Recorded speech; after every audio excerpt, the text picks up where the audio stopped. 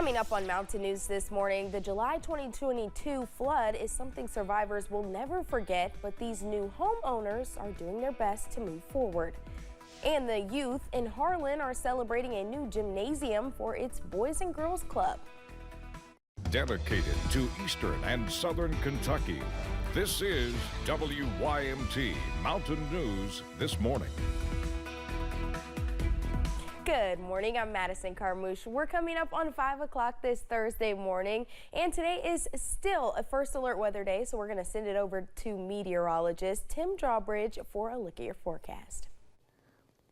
And we're going to continue that theme over the next several days, Madison, as the concern regarding an inundation of rainfall will be gradually picking up this morning, and the rain will be heavy at times heading through tonight and during the course of Friday. And as a result, we got the excessive rainfall outlook. It is a level 2 for all of southern Kentucky into eastern Kentucky. As you make your way up toward the Mountain Parkway, it's more of a level 1, but basically we're splitting hairs with the amount of rain that is going to continue to come in. Mentioned not only for today but also into tomorrow, with everybody in a level 2 during the course of Friday. Temperature wise, as we get you out the door early on this Thursday morning, 61 right now in Hazard, and this is the moisture that we continue to track across our eastern counties. Pikeville down toward Harlan. This will gradually be pulled back to the west as we hit through the course of the day today. Here is the planner as we rock and roll through your Thursday. The rain overspreading the region, becoming breezy. Could be a thunderstorm or two, and a high today in Hazard up to 71. That is it. More about the ARH First Alert 70 forecast in this half hour. Madison? All righty, Tim. Thank you.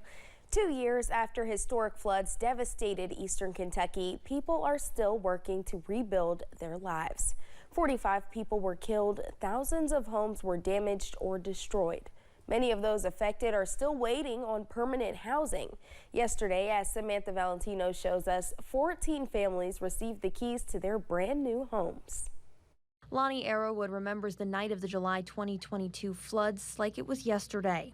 What woke us up was their cars floating in the front yard. Lonnie says when he went outside, the water washed him away. There was a pickup truck sitting outside, and I grabbed a hold of the an old hamper that was standing behind it, and held on there until the water started calm down some. It was real powerful, real high. The place he and his wife Margaret had called home for 40 years was completely destroyed. We were just out of everything, really, and it destroyed everything. They've been living in a trailer ever since, but Wednesday they and 13 other families received the keys to brand new homes. We say it's paid in full, just like the blood of Jesus Christ that washed away the sins of this world. We didn't deserve it, and we didn't earn it. This is a free gift. Edward Graham is the COO of Samaritan's Purse. They built these homes for families who, like the Arrowwoods, lost everything. We use volunteers a lot. We have paid contractors and licensed builders, but we use a lot of volunteer labor that'll come in and help build these communities. Graham says many of the people now living here were impacted by both the 2021 and 2022 floods. That's why he says they chose an area on high ground for this community, so hopefully flooding will never affect them again. In Breathitt County, Samantha Valentino, WKYT. Edward Graham says today he and Samaritan's Purse are off to Mayfield, where they are handing over the keys to more than 80 new homes they built there. Many middle, high schools, and college students in the United States made time for prayer yesterday morning. Yesterday, students gathered for See You at the Pole. The goal is to take a moment to pray for community, country, and the world. The Perry County Central High School students say the only difference was the location. I think that it definitely makes people more comfortable in who they are and being able to see the community that they do have, that they're not afraid to share the gospel or afraid to tell people about Jesus, just because a lot of people don't have that. Adam says she is grateful the school allows her and her classmates the chance to come together through the prayer club. Yesterday, the Kaywood Ledford Boys and Girls Club hosted a ribbon-cutting ceremony for its new gymnasium. WYMT's Austin Hicks tells us about the celebration and the impact the gym will have on the Harlan youth. The Boys and Girls Club of Appalachia officially opened its Edward G. Hill Gymnasium in Harlan Wednesday evening, and hundreds came out to show their support. The gym was a project 20 years in the making and will serve the children of Harlan County for many years to come. That's what we try to do from day one. That's our goal, is to give kids a level playing field in Harlan County and just make sure that the kids who may have to do without can do just as well and can succeed just as much as those from affluent backgrounds. Organizers say they ran into many bumps throughout the planning and construction of the new gym, but at every turn, the community came together to make this possible. We have everyone from radio stations to lawyers to hair salons giving what they can, and I think that's what the spirit of community is here and in Appalachia. It's just giving and doing what you can to support one another, and that's how we've been so successful all these years. This is just the latest addition for the Boys and Girls Club. There are now 21st century community learning centers across eastern Kentucky.